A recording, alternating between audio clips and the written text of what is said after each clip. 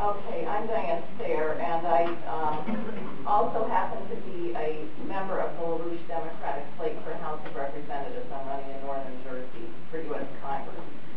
I'm here because we have a national mobilization to get the U.S. House of Representatives to pass H.R.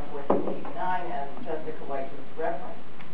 As of last night, this has now become particularly urgent because what President Obama announced is that he, Harry Reid, John Boehner, and Mitch McConnell basically have agreed to launch a Hitler-style coup against the Constitution.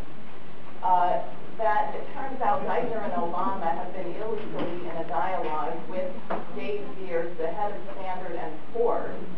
The $4 trillion comes from Standard & Poor's.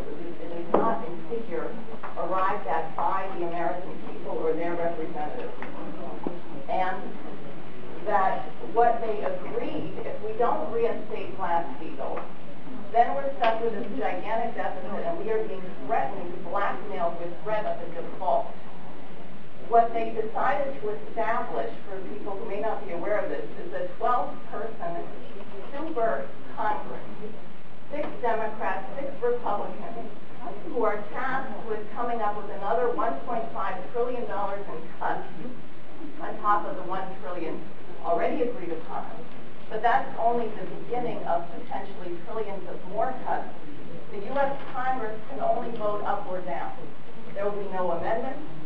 It will pass or fail. If it fails, then they will go for a 2% cut across the board.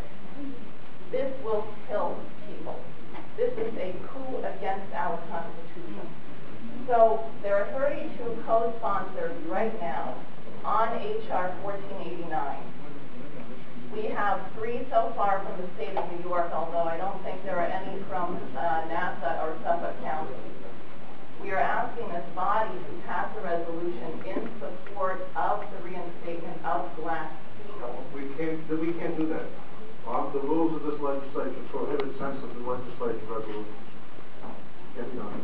Is that the case in every county? No, that's the case here. I can't speak for other counties. Okay, then The best you could do is ask individual legislators to send a letter.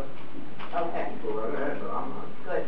I would definitely then do that. I would ask individual legislators to send letters supporting H.R. 1489. I've asked that a packet of material be distributed. You'll see there is massive support nationwide, including from the AFL-CIO, the International Machinists, and dozens of city councils for this legislation. Thank you. Presiding officer, could you just repeat for me, you said something about it was the $1 trillion deficit at this particular point being established, and what did you mean by that? Or that the 3 or 4 heads of the Congress are, how is that? What they agreed, this agreement that Obama made with them last night, is they're going to cut $1 trillion. Then they have to come up with another $1.5 trillion in cuts, for which they're going to form a so-called super Congress. And what did you call that? What did I call? I called it a coup. No, you called it worse than that. I called it a Hitler-style. Right. That's exactly what I thought you said, which is an insult to all 19 of us up here. Thank you. Why is that insulting? Because, number one, we don't agree. Number two, because you're attacking each of the parties that we represent. And no one appreciates I'm not sure whether it's an attack on the body we represent. Well, whatever. I'm not going to get a disadvantage from you. I'm just going to tell you, when you get up to speak, it should be a little bit on the